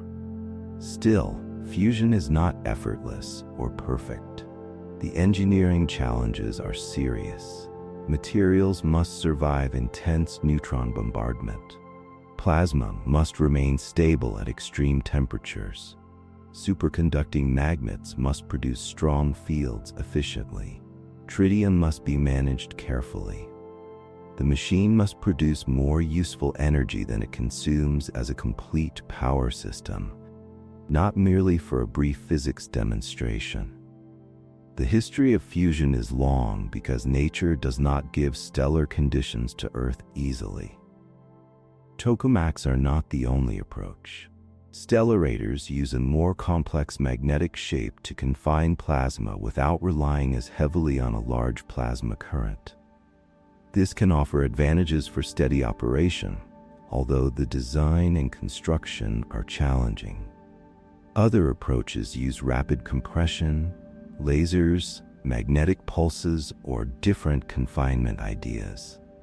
Each path is an attempt to solve the same deep problem: how to bring nuclei close enough to fuse while keeping the surrounding system stable, efficient, and controllable. The phrase star power on Earth is poetic, but it should be understood carefully. A fusion reactor would not contain a tiny sun in the literal sense. The density, gravity, size, and structure would be completely different. What it would share with stars is the nuclear process at the heart of the energy release. It would be a human-built environment where plasma is heated and confined so that light nuclei can fuse. The achievement would not be copying the sun exactly. It would be learning how to use the same basic physical principle under earthly conditions. There is something deeply human about this effort. Fusion research asks us to understand matter at its most energetic, then control it with patience and precision. It requires knowledge of atoms, fields, heat, materials, engineering, computation, and time. It is one of those scientific dreams that sounds simple when stated in a sentence and becomes immense when entered in detail. Heat the fuel, hold the plasma, let nuclei fuse, capture the energy. Each phrase opens into decades of work, and yet the dream continues because the prize is extraordinary. Fusion would represent a new way of drawing power from matter, one inspired by the stars but shaped by human hands. It would not remove every energy challenge by itself, but it could become part of a cleaner and more resilient energy future if the remaining scientific and engineering barriers are overcome. For now, the tokamak can be imagined as a quiet ring of possibility.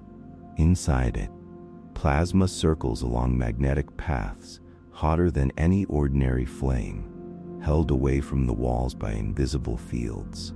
The dream is not wild chaos. It is controlled brightness, disciplined heat, and patient science. As this chapter fades, let that image become calm. Somewhere in the world, people are trying to teach star-like matter how to rest inside a magnetic circle. The effort is difficult, but the idea is peaceful in its own way. Even the power of stars can be approached slowly, carefully and with enough understanding to turn brightness into hope.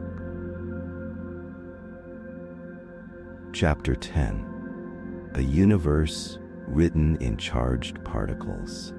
Plasma teaches us that the universe is not built only from things sitting in space, but from charged matter moving through fields, carrying energy and shaping light across almost every scale we can observe. By this point, plasma no longer feels like a strange extra state of matter. It has become a kind of connecting thread. It begins with atoms that have lost some of their electrons. It grows into a substance that conducts electricity, responds to magnetic fields, forms waves, glows with radiation, and moves in patterns too large for any single particle to explain. The smallest pieces are electrons and ions, but the behavior belongs to the whole system. That is the quiet power of plasma. It turns separate particles into a shared motion. This is why plasma matters so deeply in physics. It sits at the meeting place of matter and field. Ordinary intuition often imagines matter as something solid, visible, and easy to locate. A stone is here, a drop of water is there, a breath of air fills a room. Plasma asks us to think differently. It is matter, but its behavior depends strongly on invisible structure. Electric fields push charged particles. Magnetic fields bend their paths. Moving charges create currents. Currents reshape fields. The plasma and the fields are part of one evolving pattern. This does not mean plasma is mysterious in a supernatural way. It follows physical laws with great precision. The difficulty is that many parts of the system influence one another at once. A local motion can create a current. That current can alter a magnetic field. The changed field can redirect the next motion. A small disturbance may fade, or it may grow into a wave, an instability, a filament, or an eruption. Plasma is understandable, but it is rarely simple. It is one of nature's ways of showing that order and complexity can exist together. The charged particles themselves are tiny, yet they can help build enormous structures. In a laboratory chamber, plasma may fill a space smaller than a room. In a lightning channel, it may last only a moment.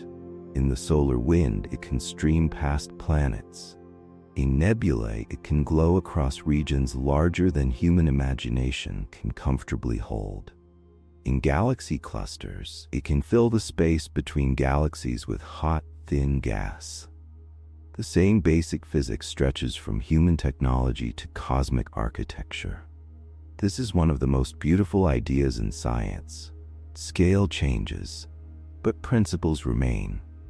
An electron in a plasma globe and an electron in interstellar plasma are not living in the same environment. Their densities, energies, surroundings, and histories are completely different, yet both carry electric charge. Both respond to fields. Both participate in collective behavior when many charged particles gather. The universe uses the same ingredients in very different arrangements. Plasma also changes how we think about empty space. Space is often pictured as a dark container, a silent background where stars and planets happen to sit. But much of space is filled with extremely thin plasma. It may contain few particles compared with the air around us, but those particles can still carry currents, waves, heat, and magnetic influence. A region can feel almost empty and still be physically active. The universe does not need density like Earth's atmosphere in order to have weather, motion, and structure. This matters because light itself often comes from charged particles changing energy. When electrons interact with atoms and ions, radiation can be emitted or absorbed. When charged particles spiral in magnetic fields, they can produce radiation. When hot plasma cools, shocks, or recombines, it can reveal itself through light across many wavelengths. Astronomy is filled with these messages. A telescope receives light, but that light often carries the history of plasma. Its temperature, composition, motion, density, and magnetic environment. In this sense, the visible universe is partly a record of charged particles. Starlight tells us about hot plasma under gravity. Nebular light tells us about gas energized by radiation. The glow of remnants tells us about shocked material from stellar explosions. The radiation from accretion disks tells us about plasma heated by extreme gravity. The faint signatures of intergalactic gas tell us that ordinary matter can hide in forms too thin to see directly. Plasma writes in light, and science learns to read the writing. It also writes in magnetism. Magnetic fields are invisible to our eyes, yet plasma often reveals their shape. A loop above the sun traces a magnetic curve. An aurora follows magnetic pathways into the upper atmosphere. A cosmic jet hints at the presence of magnetic structure and rotation near an energetic source. Even when the field cannot be touched or seen directly, charged matter becomes its ink. Plasma gives invisible forces a visible consequence. This relationship between fields and charged particles reaches back into the early universe. Long before stars and planets existed, ordinary matter was in a hot ionized state. Free electrons scattered light again and again, making the young universe opaque. As the universe expanded and cooled, electrons joined with nuclei to form neutral atoms, and light could travel more freely. That transition allowed the ancient glow of the early universe to begin its journey across space. The story of plasma is therefore connected to the story of visibility itself. Before the universe became transparent, charged matter and light were tightly linked. Later, gravity gathered matter into the first stars. Inside them, plasma became the furnace where light elements fused and energy flowed outward. Around them, radiation ionized surrounding gas. When massive stars died, plasma carried enriched material into space. Galaxies formed and evolved within halos, winds, shocks, and hot charged gas. Black holes and compact stars shaped plasma into disks and jets. Again and again, whenever matter gained enough energy, it entered this charged state and began to interact with fields in powerful ways. This makes plasma one of the bridges between the microscopic and the cosmic. The motion of an electron is small beyond imagination. A galaxy cluster is vast beyond imagination. Plasma physics connects them because the behavior of the large structure depends on the collective behavior of tiny charged particles. A single particle is only a participant. Many particles together create pressure, current, temperature, waves, and radiation. The universe builds scale from repetition and interaction. There is humility in this. Human life unfolds mostly in a neutral, gentle corner of matter. We walk through air that is usually not ionized. We touch solids and liquids. We live on a cool, rocky world under a protective atmosphere and magnetic field. Plasma feels distant because our bodies are built for calmer conditions. Yet our existence depends on plasma. The sun's plasma provides the energy that warms Earth. Ancient stellar plasma helped create many of the elements in our bodies. Space plasma interacts with the magnetic shield that helps protect our atmosphere. The charged universe is not separate from us. It is part of the background that made us possible. At the same time, plasma reminds us that the universe is active even when it looks still. A dark sky may seem motionless, but the stars within it are seething with charged matter. The spaces between them may carry faint flows and fields. The galaxies beyond may be surrounded by hot ionized gas. The quiet appearance of the cosmos is partly an effect of distance. From far away, storms become points of light. Eruptions become soft glows. Vast plasma structures become delicate colors in an image.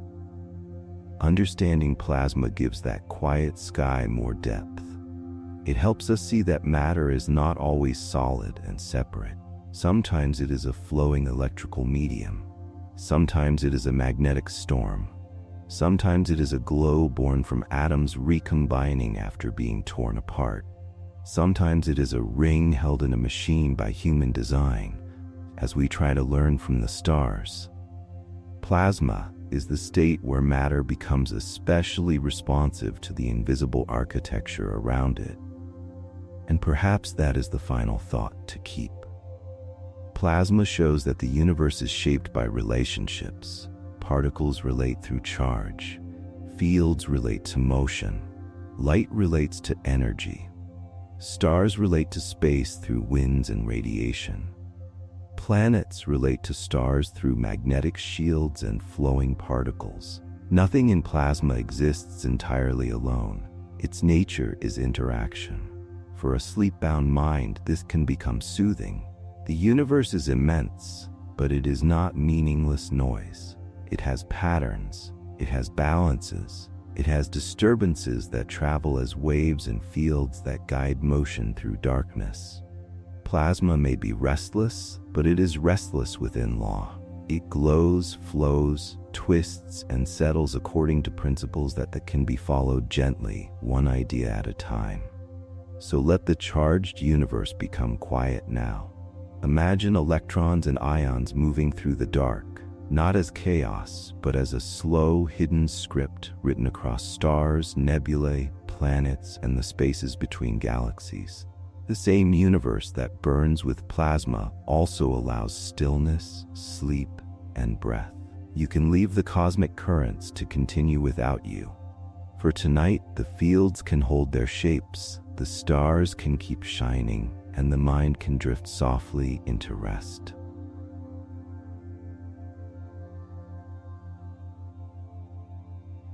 And now, my friend, we've reached the end of our quiet journey through plasma physics. We began with ordinary matter, then followed it as energy freed its hidden electric charge. We watched plasma appear in lightning, lamps, auroras, stars, solar storms, nebulae, cosmic jets, and the long human dream of fusion power on Earth. And through it all, one idea kept returning. The universe is not still. It is flowing with charged particles shaped by invisible fields and glowing wherever energy finds a way to move through matter. If you're still awake, you can continue drifting through the universe with another video on the channel. And if sleep is finally close, then let the plasma storms continue far above you. Let the stars keep shining quietly in the dark, and let the day fall away. Good night, my friend. Sweet dreams among the stars.